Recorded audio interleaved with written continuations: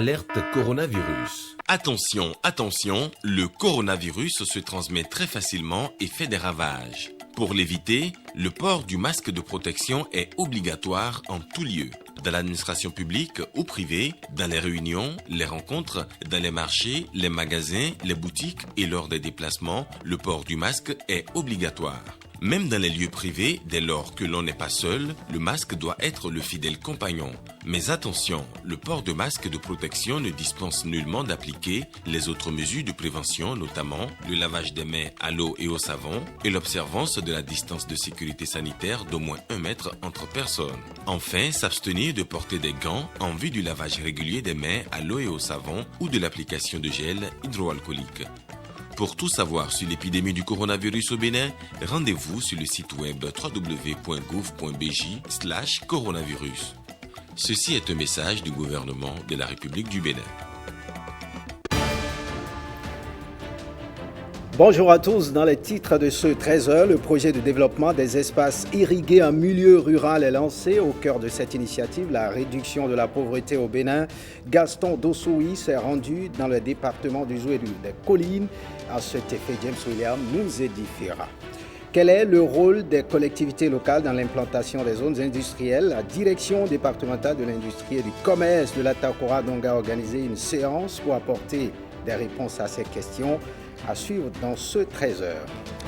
Et puis la direction départementale du travail du Zou en guerre contre le travail des enfants. Une campagne de lutte contre ce phénomène est initiée. Elle a permis de sensibiliser les enfants et leurs parents. Cyprien Lokosso nous fera le point.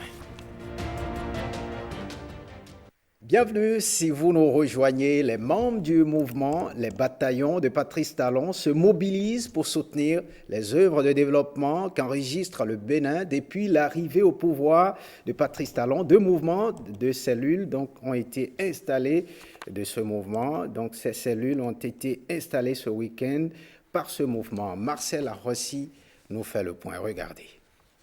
La destination est certaine. Pour cette raison, ce mouvement veut briser toutes les barrières pour atteindre son objectif. Constatez avec moi que toutes les rues que le président Talon est en train de faire aujourd'hui. La gouvernance actuelle du Bénin impacte de manière positive cette jeunesse qui ne veut rater aucune occasion de l'exprimer. Quand un pays est développé, c'est tout le monde qui a bénéficié.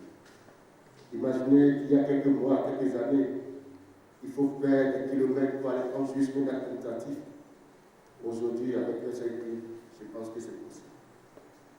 Et si nous avons un président qui rêve comme ça, si nous avons un président qui anticipe comme ça, nous, tout ce que nous pouvons faire, c'est de nous soutenir.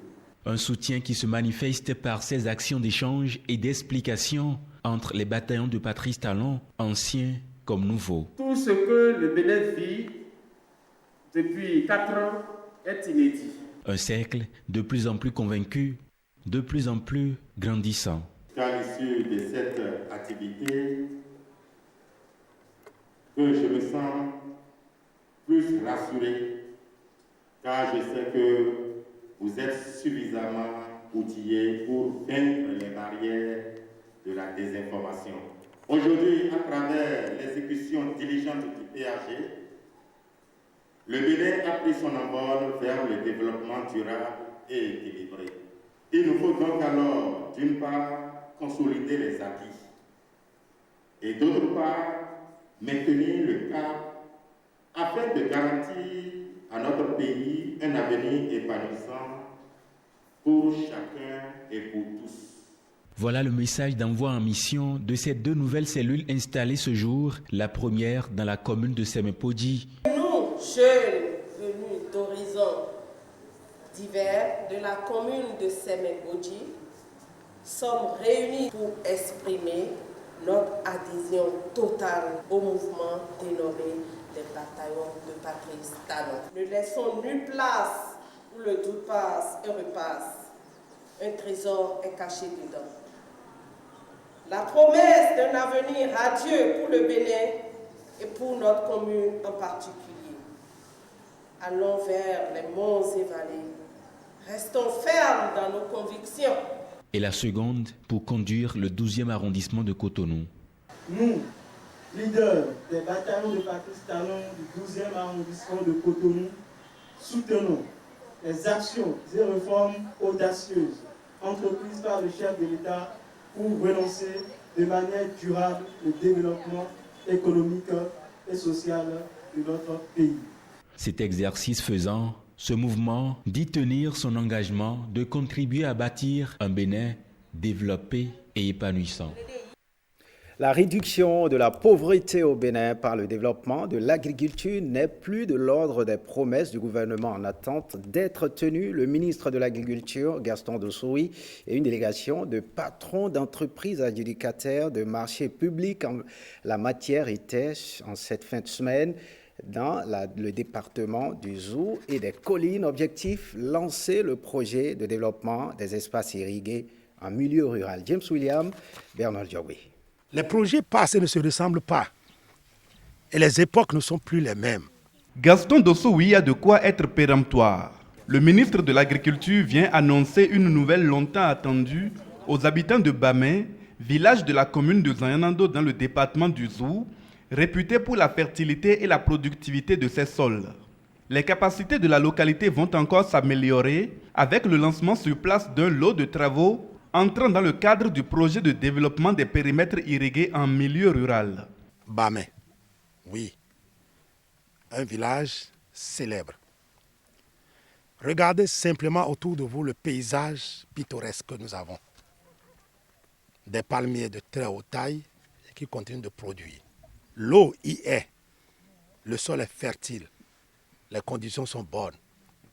Et c'est pour cela qu'il y a 2 ans, nous avons eu à mettre en service un périmètre de 60,9 hectares avec surface utile de 54 hectares au profit des communautés ici. Il y a 1 an, nous avons fait aménager par le projet Payavo un périmètre de 3 hectares strictement pour le maraîchage. Nous voilà encore revenus sur un ancien périmètre que la coopération technique chinoise avait pu mettre en valeur ici, mais délaissé depuis une quarantaine d'années, que nous allons réhabiliter sur 45 de nos hectares. Vous avez la chance, sur 300 hectares, avec maîtrise totale d'eau, d'avoir 45 pour votre village. Le ministre de l'Agriculture tient au strict respect des délais prescrits aux entreprises et à la qualité des travaux à elles confiés. Je ne sais pas poser de pierre. Je suis venu ce 2 octobre installer l'entreprise pour, dès la semaine prochaine, démarrer les travaux et me livrer en 240 jours maximum. Non seulement il faut se presser pour le faire, mais il faut le faire en qualité. Zone de concentration donc des investissements gouvernementaux dans le secteur agricole, la commune de Zayanando, par la voix de sa première autorité, accueille la nouvelle de l'arrivée du PDPIM avec reconnaissance. Permettez-moi de vous exprimer ma gratitude pour les diverses interventions des projets agricoles dans la commune tels que Padma, Payavo, Akma, Padam et bien d'autres qui viendront, j'en suis certain. Les dites interventions contribueront à réaliser à terme la vision clairement définie dans le PDC 3e génération par les filles et fils de Zayanando. De la reconnaissance et de la ferveur populaire, Gaston Dossoui et sa délégation vont encore en susciter quelques dizaines de kilomètres plus loin, à Gonsoué, village de la commune de Dassazoumé. Ici, c'est la mise en place d'un périmètre de maraîchage de 4 hectares, irrigué par le biais de 2 forages positifs, qui est envisagé à très court terme. Nous sommes dans le socle. C'est pour cela que nous sommes bien obligés de porter des gants. On pourrait se contenter d'un seul forage, s'il est bien positif, mais nous allons en faire 2 ici. Et une fois les forages positifs obtenus, on va amorcer l'aménagement en pleine saison sèche. Mais tout ça, je veux recevoir de vous en 3 mois. Il faudrait qu'à partir de janvier, les gens puissent planter ici et tester ce que vous aurez installé. La reconnaissance s'exprime aussi en mots.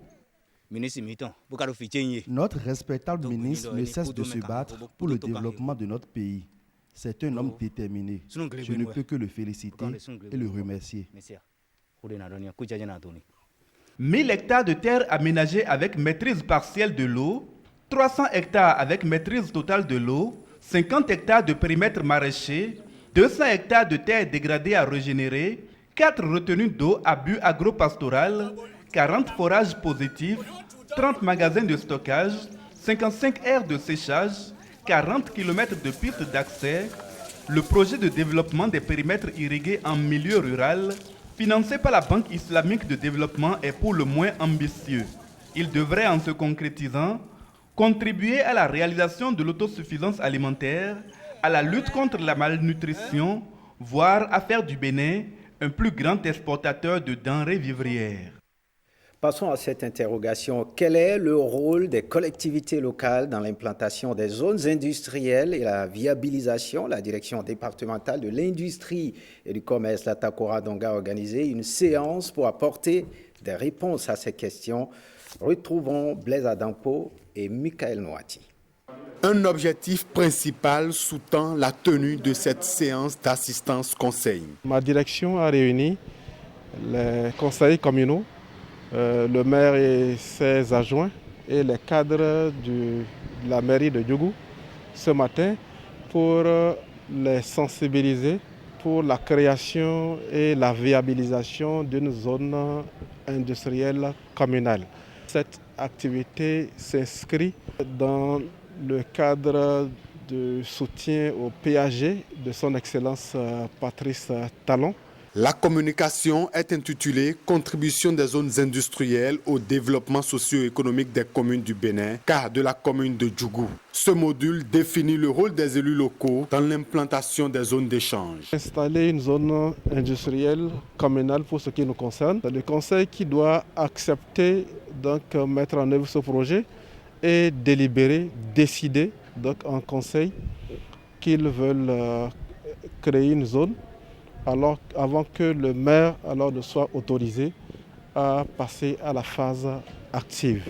Nous pensons que de par la position stratégique et des activités économiques de la plupart des populations, en tout cas au niveau du centre-ville, nous pensons que le gouvernement, à travers la direction départementale de l'industrie et du commerce, avait juste, en initiant à notre intention, cette séance d'appui conseil.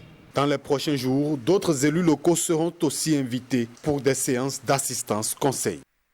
Autre actualité dans ce 13h, la formation des acteurs de la décentralisation, une préoccupation pour le centre de formation pour l'administration locale. Le centre a organisé avec le ministère de la décentralisation et de la gouvernance locale un atelier pour élaborer une stratégie nationale de formation des acteurs de la décentralisation. Fifame, Salomé Atadeji et Bruno Rotepo. Il y a beaucoup de centres, beaucoup d'institutions qui forment les agents de la décentralisation sans aucune coordination. Une situation que le ministère en charge de la décentralisation entend régulariser. Et c'est la raison pour laquelle il organise cet atelier à l'intention des formateurs des agents des collectivités territoriales.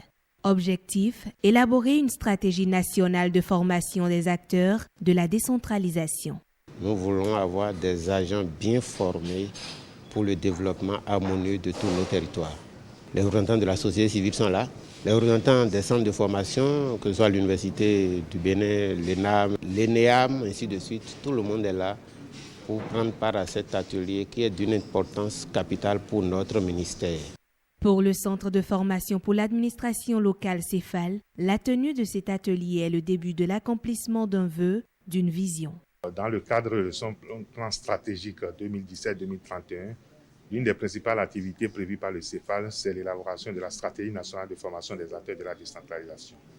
Donc nous avons fait le plaidoyer et sous le portage de notre ministère de tutelle, qui est le ministère de la décentralisation et de la gouvernance locale, et avec l'appui de l'Union européenne à travers le PADT, nous avons donc déclenché le processus qui doit nous permettre d'ici à quelques semaines, permettre au Bénin d'avoir sa stratégie nationale de formation des acteurs de la décentralisation. À l'issue des travaux de cadrage, les suggestions et recommandations des participants vont être recueillies. S'ensuivra un autre atelier de validation des points essentiels retenus. Eh bien, c'est déjà la rentrée des classes. Eh bien, dans certains départements, les enfants se promènent dans les rues, marchandises sur la tête. À Boycon, le directeur départemental du travail et de la fonction publique du ZOO a initié une campagne de lutte contre le travail des enfants. Cette campagne a permis de sensibiliser ces enfants et leurs parents sur les dangers de ce phénomène. Cyprien Loposo nous en parle. Regardez. Carrefour Mocas à Boycon, en l'espace d'une heure d'horloge, près d'une vingtaine d'enfants ont été retenus. De petites filles et de petits garçons qui se promènent avec des marchandises. Pour le directeur départemental du travail et de la fonction publique, la place de l'enfant est à l'école ou dans un centre de formation et non au marché. Les enfants ont droit à l'éducation, ils ont droit à la santé. Et le fait de retrouver les enfants au niveau des carrefours, le fait de retrouver les enfants au niveau des principaux marchés, le fait de retrouver les enfants sur les carrières sont des formes intolérables du travail des enfants que nous devons bannir de notre pays. Donc cette action vise aujourd'hui à faire de telle sorte que le phénomène du travail des enfants puisse être éradiqué dans le département du ZOO. La direction départementale du centre de promotion sociale du ZOO soutient elle aussi l'initiative. Le CPS de Boycon s'est engagé à mieux orienter les enfants dont les cas sont particuliers. Une jeune fille retrouvée a témoigné. Elle passe en classe de première, mais ne pourra s'acheter ses fournitures scolaires et payer sa contribution qu'à partir de la vente de sachets d'eau appelés Pure Water. Suite à cette campagne, elle bénéficiera du soutien du centre de promotion sociale de Boycon. Nous avons dit d'ici demain de passer au centre social et nous allons voir de concert avec notre service spécialisé, le service social scolaire, voir dans quelle mesure l'inscrit pour qu'elle puisse commencer l'école et poursuivre bien son cursus scolaire. Un autre petit garçon d'un atelier d'aiguiseur qui ne garantit aucune condition sécuritaire sera récupéré et pris en charge lui aussi. La sensibilisation s'est poursuivie à l'autogare de Boycon où les dangers de l'exploitation des enfants sont longuement exposés aux usagers de ce parc. Le ministère des Affaires sociales et de la microfinance élabore son premier bulletin statistique des actions sociales au Bénin. C'est un document qui présente et qui renseigne sur des données statistiques des différentes actions sociales de ce ministère pour le compte du premier semestre 2020. Regardez. La désagrégation par sexe.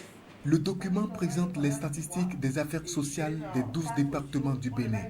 Des chiffres qui renseignent sur des actions vers les différentes cibles de la société béninoise. Le directeur général de l'OFE revient sur la démarche qui a conduit à l'élaboration des données. Une phase pilote d'expérimentation du SIDOFE a été conduite avec succès au niveau d'une cinquantaine de centres de promotion sociale et a permis d'apporter des améliorations substantielles au nouveau dispositif de collecte, de traitement, de remontée d'exploitation des données. Fort de cela, le système a été étendu au cours de cette année 2020, Madame le ministre, à l'ensemble des 85 CPS de notre pays et aux 12 directions départementales sur l'étendue du territoire national. Le document est attendu depuis bien longtemps et ces 3 dernières années, la ministre des Affaires sociales et de la microfinance s'est véritablement investie pour son élaboration. Ce bulletin statistique relatif au premier semestre 2020 renseigne sur l'état de nos cibles au cours des 6 premiers mois de l'année 2020 à travers des statistiques globales et détaillées, désagrégées par sexe et par âge. Il renseigne également sur les scores relevés par département et par commune sur des thématiques importantes de l'action sociale, ainsi que sur la réponse apportée aux cibles par les services d'assistance sociale. Le premier bulletin statistique sur les cibles de l'action sociale a été validé au cours de cet atelier, un document qui permettra de définir les politiques, projets et programmes de développement. Booster le développement de Takon, un arrondissement de la commune de Sakété, c'est l'idée qui a soutenu la tenue d'une assemblée générale des cadres et leaders de l'arrondissement, une rencontre qui a abouti à la mise sur pied d'une association dénommée Cadres et leaders de l'arrondissement de Takon. Firmin Bassao et Brice Hongbo nous en parlent. 18 ans après la création de l'association des ressortissants pour le développement économique, social et culturel de l'arrondissement de Takon, les membres de l'association cadres et leaders de l'arrondissement de Takon ont décidé de se retrouver dans ce creuset pour dire merci à Dieu, merci aux ancêtres et aux frères aînés qui ont cru très tôt que c'est ensemble qu'on peut bâtir une maison solide. L'heure est venue. Oui. Le temps de Dieu, c'est le temps du bonheur, c'est le temps de la paix, c'est le temps de la joie pour toutes et pour tous. Voilà pourquoi nous avons cru, après une prière d'inspiration, d'inviter tous les cadres et leaders ressortissants de l'arrondissement de Takon pour que l'idée qui a germé en 2002 puisse être revisitée pour un développement harmonieux. Oui, rien ne peut se faire, rien ne peut se construire dans la division et dans l'incompréhension. Cadres, vieux et jeunes, toutes les compétences socio-professionnelles de l'arrondissement de Takon se trouvent ici réunis pour que chacun apporte sa pierre à l'édifice. Il n'y a pas à dire qu'il y a BR, UP, FCBE, tout le monde est concerné quand il s'agit du développement d'une localité. Si vous avez la chance d'avoir des positions politiques, pas avoir de bord politique, c'est un atout que nous allons utiliser, exploiter pour aider la communauté. Si vous n'êtes pas politique et que vous êtes opérateur économique, nous puiserons dans cette chance que vous avez pour votre capacité financière à impacter le développement de la commune. Nous prendrons de tous les bords, de tout ce que chacun a. L'essentiel, c'est qu'on ne puisse pas un jour comprendre que parce que nous sommes une association qui œuvre pour le développement, qu'on puisse faire des récupérations politiques après. Nous ne le ferons pas. Nous avons été clairs. L'initiative pourra permettre à l'arrondissement de Takon de partir sur une nouvelle base pour booster le développement. À présent, cette œuvre sociale, la Fondation MTN Bénin soulage les femmes du marché de Dantopa. La Fondation a distribué des packs alimentaires aux usagers du marché Dantopa. Cette initiative a pour objectif de donner un coup de pouce aux femmes de ce marché touchées par les conséquences économiques du coronavirus. Yva Godokwesi et Robert Coupin-Idor. C'est un geste de générosité signé MTN Bénin à l'endroit des femmes touchées par la crise sanitaire. La Fondation MTN Bénin a répondu à l'appel de ses usagers du marché d'Antokpa en leur offrant 200 packs de denrées alimentaires et des masques. Conscient du fort impact économique de cette crise sanitaire dans le pays, la Fondation et les amis de la Fondation ont jugé nécessaire d'apporter un appui alimentaire et des masques faciaux qui, nous l'espérons, vous permettront de traverser cette période difficile.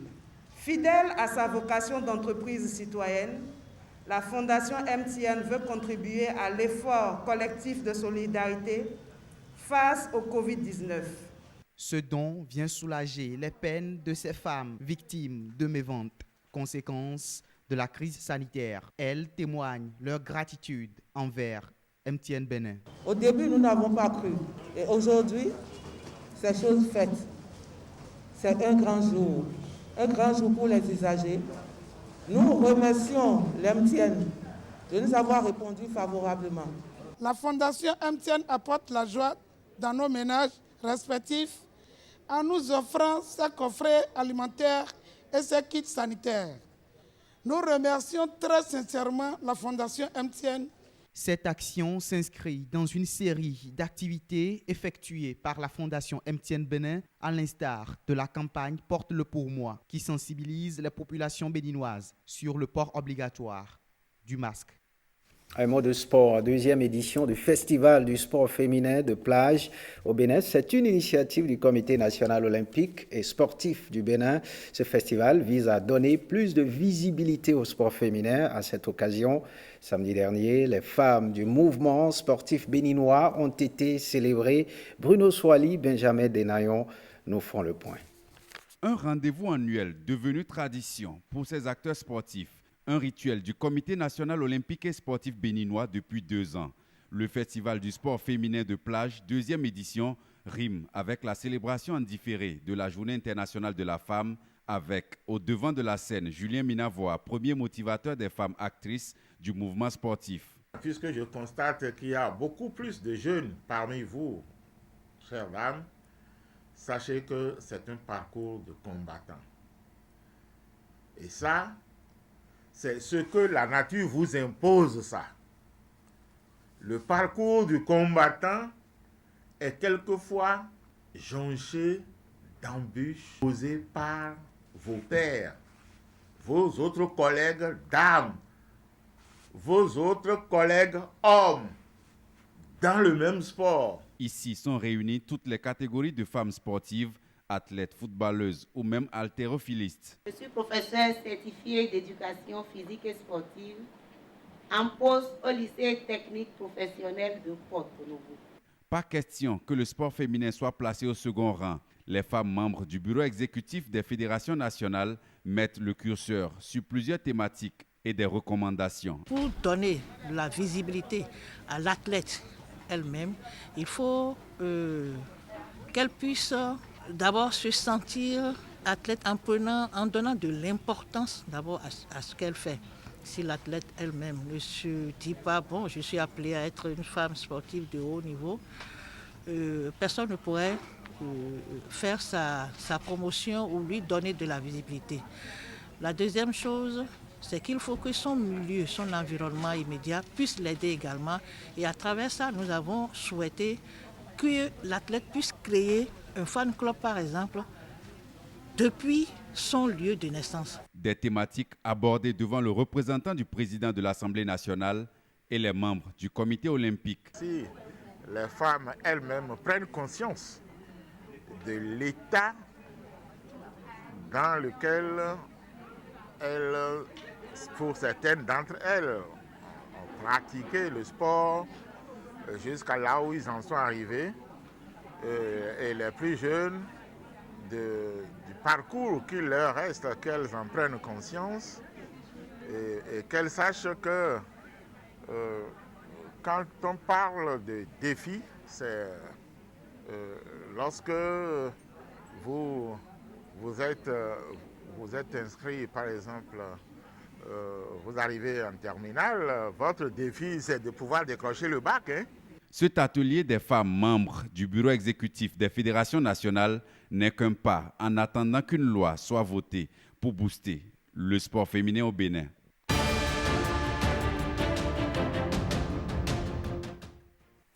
Voyons à présent les informations du Bénin. En Guinée, le président Alpha Condé appelle les électeurs au calme en vue de la présidentielle du 18 octobre prochain. En France, le président Emmanuel Macron a accueilli la victoire du non à l'indépendance de la Calédonie avec reconnaissance. Et puis en sport, la Côte d'Ivoire a inauguré hier son nouveau stade olympique qui va abriter le match à la Coupe d'Afrique des Nations de football de 2023. Robin Copé-Edor nous assure cette compilation. Regardez.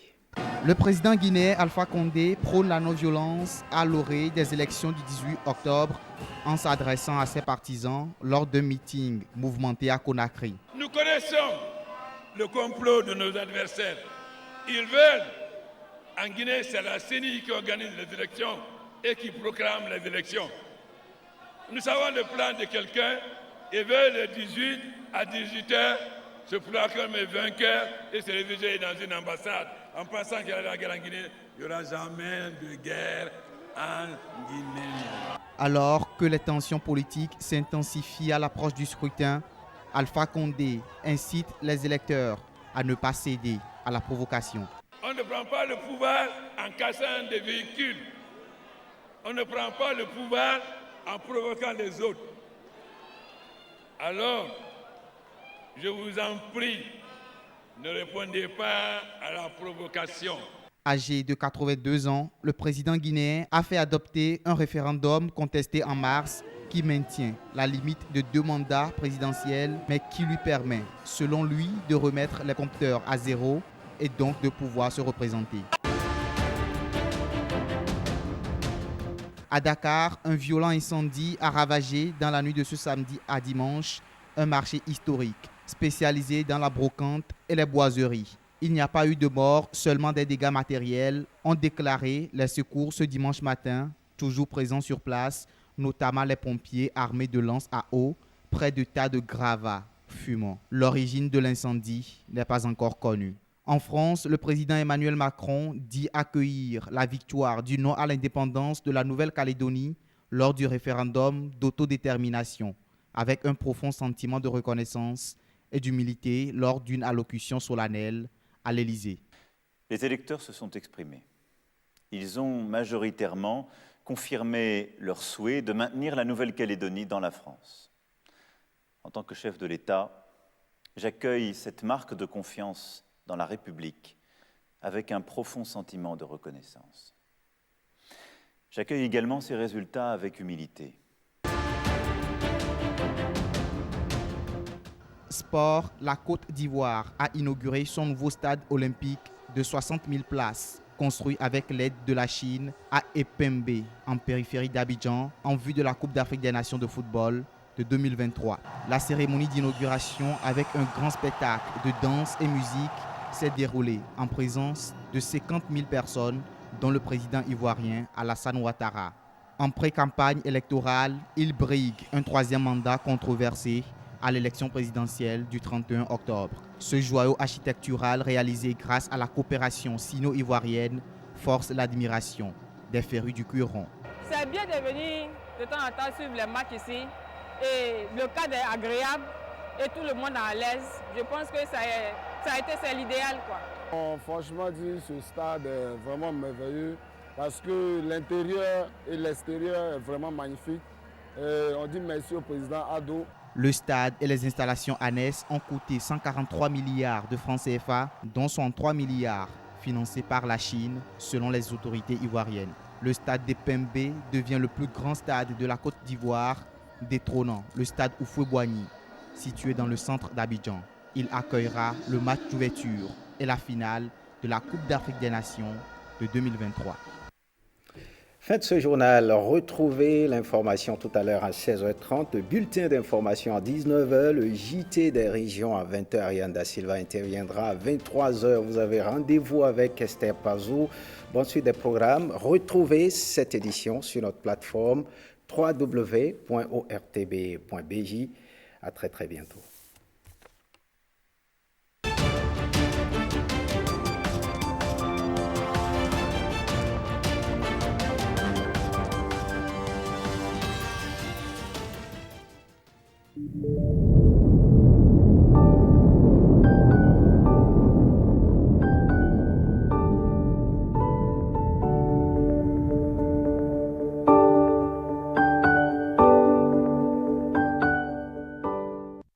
Baba, Nam.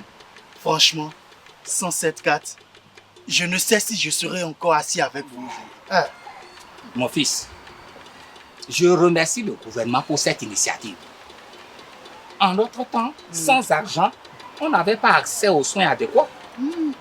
Mais aujourd'hui, grâce à cette carte,